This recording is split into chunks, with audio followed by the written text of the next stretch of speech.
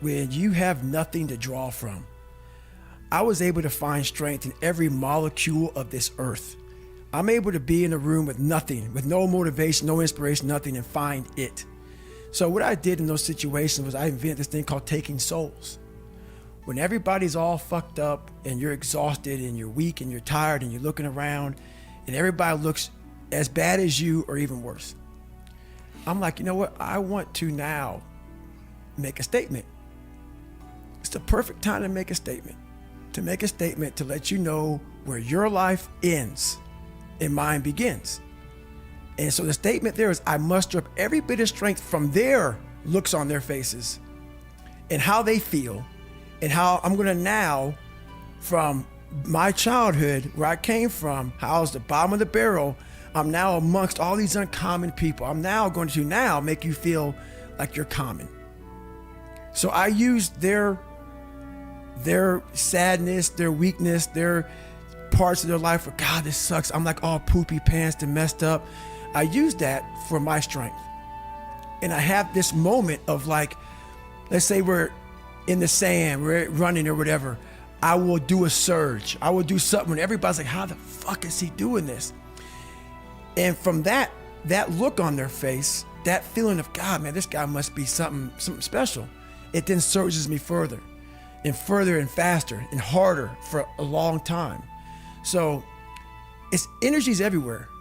But the thing is, it's so loud, that voice in your head of pain and suffering and discomfort and I don't want to do this is so loud that you're unable to really calm it down and say, okay, there's something here. It's a patient calm that you have to bring to yourself to say, I know I have something here, but that voice is so powerful that it just wants you just to, let's leave. Right. We're done. It spazzes you out and you want to go versus saying, let's take a second.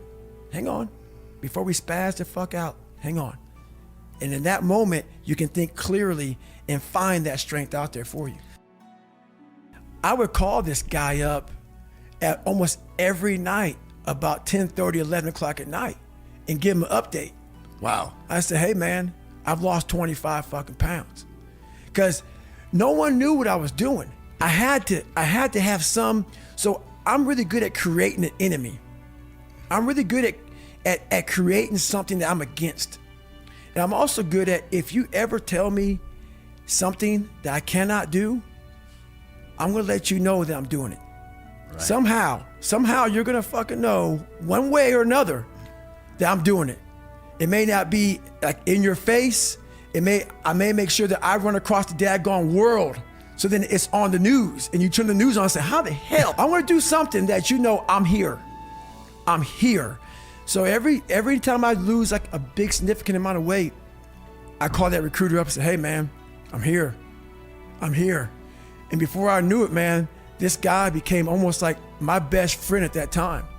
Because I started actually changing his life. He started seeing, wow, man, like I'm glad I took a shot on this guy. Right. And not only did I lose weight, I had to go back and take the ASVAB test again. It was like a watered down SAT a couple more times just to get in the Navy SEAL. So it was a big process. So that 3 months was packed full of like failures, depression, even more. But what I found out in that whole 3 months, I lived a lifetime. In that 3 months, I started realizing if I can flip these insecurities upside down, if I can flip this fear, if I can flip all this shit that made me this depressed, insecure guy, if I can flip it and make it work for me versus against me, I started seeing the power in failure, the power in insecurity, the power in self-doubt. Because I looked at everybody, it may not be true, but that's how I looked at everybody as being way above me. I thought to myself, if I can be at the lowest part in the world, in the sewer, and be able to overcome all this shit, I started using that as power. And I slowly started passing the guys from Harvard, the guys from MIT, the guys who were from great families and shit. I'm like, oh my God, I'm catching up. I had nothing. So I started flipping it and using it as power.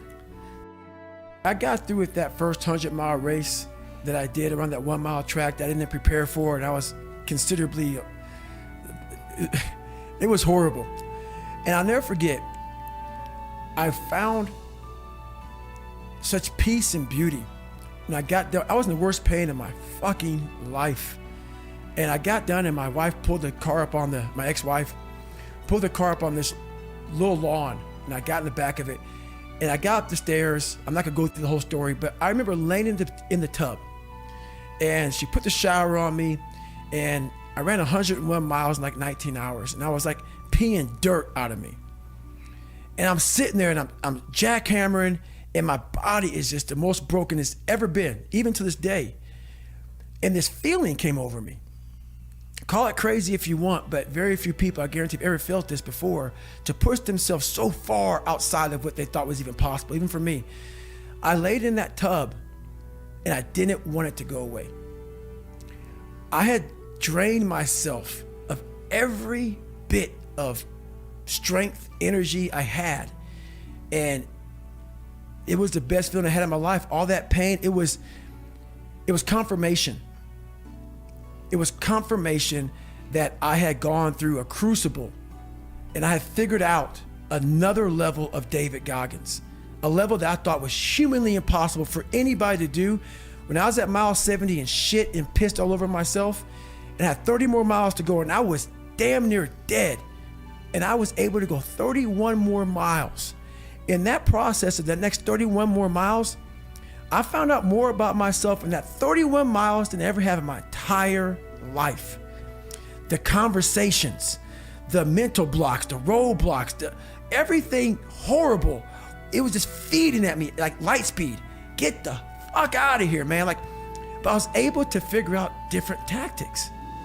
And when I finally got done with that, and I laid in that tub and it was over, the feeling of, my God, man, you just really discovered a whole new world, a whole new part of the brain that I guarantee very few people have.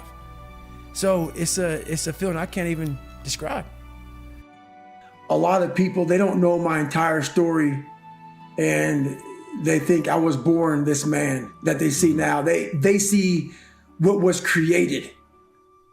They see the end of the job. Right.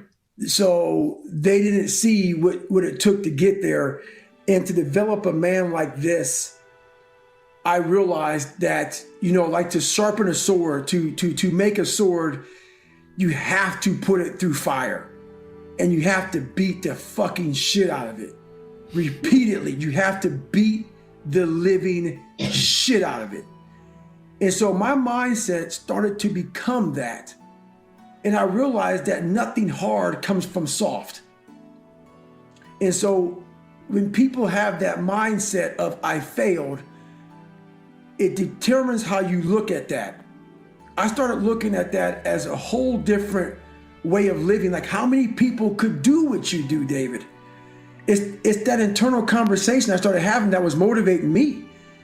Like, I knew where I came from. I was like, but I knew where I was going. Like, how many people can come from your fucked up background? You couldn't even read. And then I put myself in a deeper hole. So all this was inspiring me. All this fucked up shit was inspiring me. Like, I went from a guy who couldn't read, who got called all these things growing up. His dad beat the soul out of him. But I was 175 pounds. Now I'm almost 300 pounds. I'm in a worse hole. But it's gonna make for an even better story at the end of all this shit. So I started turning all these conversations into power. All the failure, all the rocky moments that we have in life, they're so powerful to say, what if I can get up and make this turn out to be what I want it to be? I have a way with visualizing. I have a way of visualizing and talking to myself and finding great strength in great misery. And it's those people who are able to be in the fucking sewer. It's very easy to be motivated on those good days of life. It's that cat who can be at the bottom of at the bottom of the sewer, who can find great motivation alone. There's no coach, there's no trainer, there's no nothing. There's no mom, dad, sister, cousin, brother, wife, husband. It's you and you alone in the worst possible spot of your life. If you can find drive, determination, motivation, in those times alone, you figured it out. And we have it all in our minds. It's how you talk to yourself and how you visualize coming out of it. It's how you see yourself in the dungeon of life. Many of us can't find strength there, but there's so much strength in the dungeon because so many people just stay there. It's that motherfucker who's willing to come out of it that becomes glorious at the end of it all.